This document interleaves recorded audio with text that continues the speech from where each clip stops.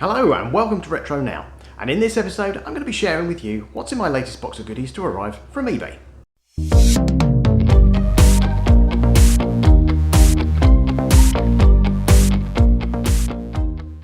So during the first lockdown here in the UK last year, and after many years of using emulators, I finally decided I was going to spend some time trying to fulfill a long-term ambition of mine, which was to own an actual physical Commodore 64.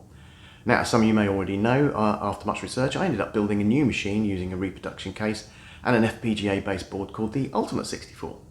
If you don't know what I'm talking about, you can check out the videos that I made on that by clicking on the pop-up banner above. Now, as part of that build I needed to find a second-hand keyboard, which I eventually got through a seller on eBay.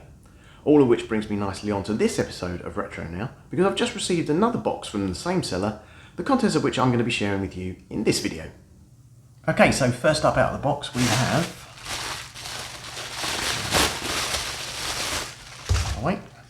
a joystick. So one of the things that I first, very quickly realised once I built my Commodore 64 was that my controller from my Atari 2600 wasn't really going to cut it. So I've gone out and got this. It's a ZipStik joystick. I think it's an evolution of the Competition Pro. It's certainly very similar to the Competition Pros that I used to have on my PC. It's got micro switches in the joystick mechanism itself and on the fire buttons as well, which is really nice. It's a very sturdy joystick, really feels really quality built. I don't know too much about it. It's not, as I say, it's not something I remember from back in the day, but it does seem very, very similar to the Competition Pro joysticks that I've got already. Not really much to say. It's a very good clean example. It doesn't look like it's been used very much. All the texturing is still in place. If you look at the texturing on the ball of the joystick, there doesn't seem to be any wear on that. So you know, not only is it a good clean example, but it doesn't look like it's had much use over the years. I'm not going to take too much time looking at each of these items in this video. What I'm going to do is a follow-up video for each of them, where I shall be sort of taking apart, giving them a clean, and doing any sort of servicing that's needed to get them working. We'll try them out. So yeah, that's the first item. That's my ZipStik joystick.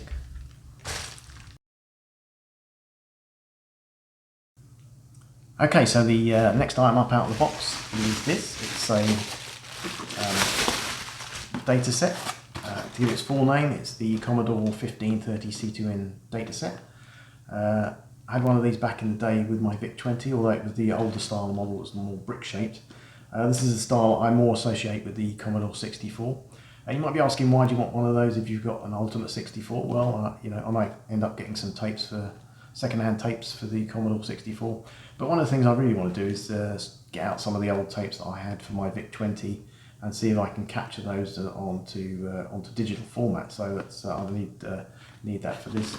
Also, on eBay, when I looked on the advert for it, it really looked in good condition, and I have to say, in the flesh, it's as good as it looked on there. Inside we have the manual, so a nice condition manual. Looks unused. But really, if you look at the tape drum, I'll get that out to look in more detail.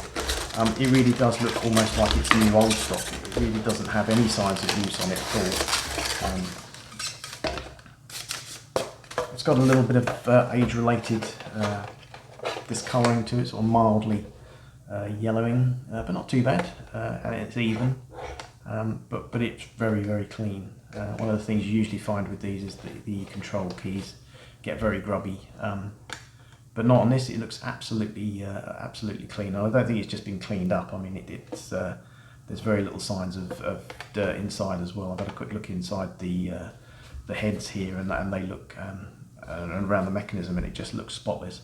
However, I will be doing a video on this where I'm going to be servicing it, so I should be opening it up and changing the drive belts on it, because even though it's clean and probably not been used, it's still going to be about 30-35 years old at least. And over that time, the drive belts tend to sort of lose their elasticity, and they can get misshapen where they've been sitting in the same position for all those years. So I think in the next video we'll be taking this apart and changing those belts and doing any sort of clean up inside of it if there's any dirt inside. It'd be good to see actually if it's as clean on the inside as it appears on the outside. But other than that, yeah, that's a really nice purchase. Very pleased with that, and just need to see if it works. I mean, it was sold as tested and working, but we'll see when we actually come to plug it in and try and load the tape up from it.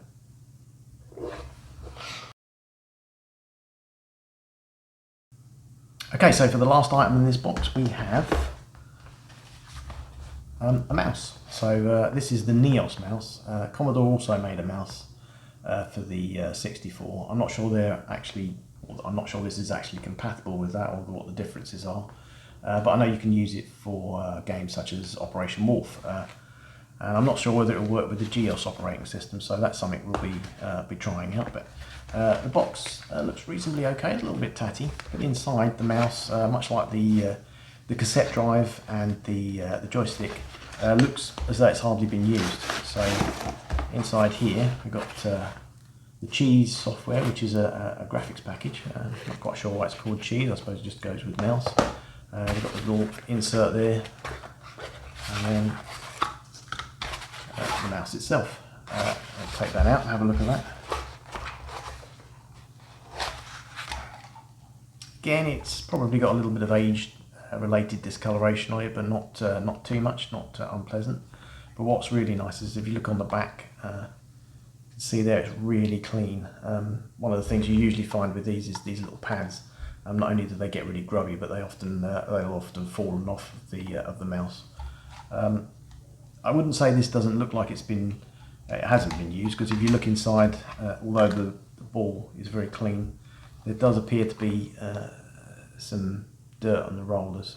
So again, as part of a video in this series, I should be probably not taking it apart, but certainly trying to clean it up, and we'll be connecting that and trying it out with some software. I'll try and get on Operation Wolf. I know that has a Neos mouse option for the controller, and perhaps we'll try and get GEOS up and running as well and see if it works with that. So yeah, very pleased with the three items I got on this particular box, and as I say, over the course of the next 3 videos I'll be looking at these in a bit more detail, going into some of the history of them, and we're doing any sort of clean-up work on them and testing them out and showing you them in use. Well, that's it for this unboxing video. If you enjoyed it, then why not let me know by liking it with a big thumbs up. If you're new to the channel or you haven't done so already, then please hit that subscribe button. Don't forget to click on the bell icon to set your notifications so that you'll be notified when I upload new content to the channel. But that's it for now. Thank you so much for watching, and wherever you are, stay safe, keep well, and I look forward to seeing you on the next episode of Retro Now.